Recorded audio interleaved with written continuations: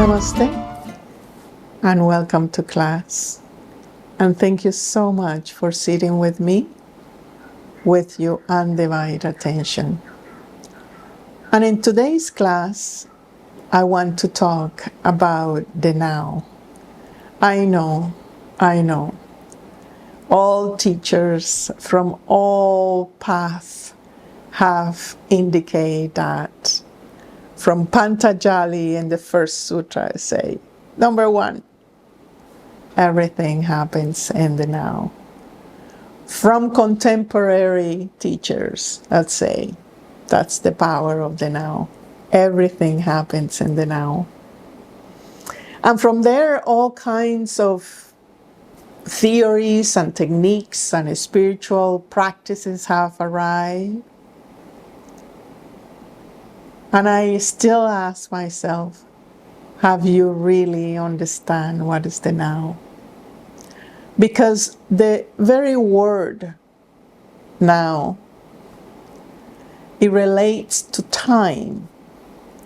And we don't realize that time and space is another spiritual component, the subtle aspect of vibration, that still is in the waves of polarity of positive and negative. They're still in the same kind of polarity that we need to know, and we live on it. We live in a time frame and we live in a space. It's inevitable.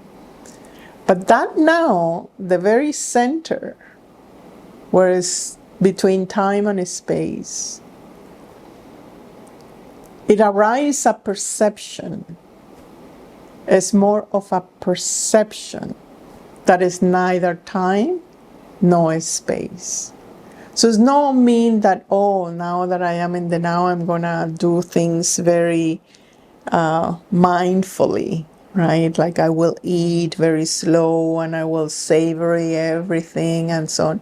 But you're still working in the linear time. It's not about that at all. One positive thing about that is that, yes, it did and does slow down your mind. The mindfulness is slow down your mind because the now, it have this quality of slowness. So when you are slow, all the vibration emerge in that middle ground between time and space. And that vibration is the acknowledgement that you do exist beyond time and beyond space. So now and existence have a very close relationship that leads to a perception that I am eternally living or existing beyond time and beyond space, beyond form, beyond emotions, beyond mind. So the third quality of the now is mindlessness, right? The very word, for example, of mindfulness is your mind, when it's full, is not in silence. Is not they are contradictory terms. Your mind, in order to be in the now, with that realization that I exist, have unconditionally to be aware of the silence, to be comfortable in the silence.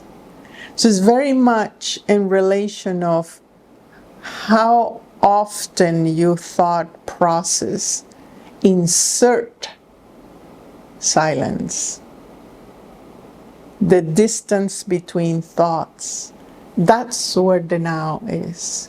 That's what the knowing of essence, the knowing of I exist, prevails. And of course, the more you are aware of that gap, the gap increases through any practice. You can be cooking, you can be meditating, you can be in nature. It helps.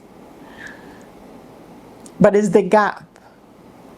So really, when you say be in the now, it means be in presence, be in your existential eternity. And that's not possible if the mind is giving you time and everything to do in the time and the space that you think you need to occupy it. The closest is when you are disidentifying from the things you need to do in time in order to have a more relaxed space. That is not a proper logic. Or the opposite, that you need to have more space. You hear that often in couples. I need a space in order to have time to know yourself. No, it doesn't happen that way. It happens in the middle. As Buddha say, walk in the middle between out breath and in breath, and the middle between thoughts, and the middle between lives. That's when you start experiencing that essence deep down. Then now you start seeing that it's more a way of perceiving yourself rather than to pursue any linear time or a space that is related to it. Now, to be in the now, you need three things, because it requires certain courage to be in that emptiness and at the same time functioning in the world of form or in the world of 3D, right? You need to have conversations, you need to go shopping, you need to function. So it's not to wanting to have that now, is to acknowledge that now as a perception, it won't go away. So that clarity that once you are in the now, you can function in any world even better, more efficiently, and more pleasurable. So have that clarity. The second clarity is the courage of being fearless. Because when you are in the now, the feelings, all feelings, take another shape. You are not sensing life in the same way. You are sensing actually everything from its origin, from the silence itself. It comes as a whisper, and that in that whisper, it directs you to a certain direction. So it's that void that is, when you're fearless or establishing that now, you have total trust. There is no question of where I should go, what I should do, or nothing. It just appears naturally. You are not interested in certain survival, if I can say that way. And paradoxically, that brings more wealth in your survival. So, and I will say that the third aspect that comes is don't shy from the intensivity of sensibility, because in the now you are absolutely owned the cosmos. In the now you already feeling, sensing the pains and the glories of creation. And when that clarity comes, you say, all pains are necessary, are choices. And you respect that. But there's a certain part that is the more difficult, and is to handle the amount of love that it comes with the now. Love that have no meaning or not necessary any object or subject to love for or to, but the very existence is love.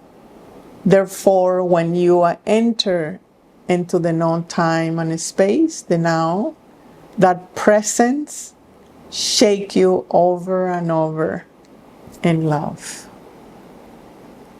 Have to have a strong heart to animate it, not to shine for it, from it, but to keep firm, representing and vibrating that in your daily life, into the most mundane activities. Enter in the now. You have one last thing I have to tell you, and is the clarity of manifestation.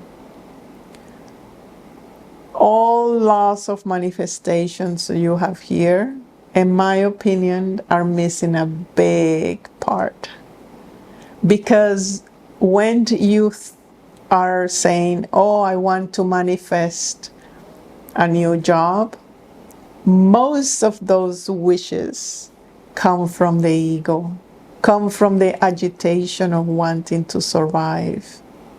But the true manifestation, when it comes from a place of fullness, when you are not lacking anything, you are not lacking anything, then naturally you pray if you want something, but actually at that state you're more desireless.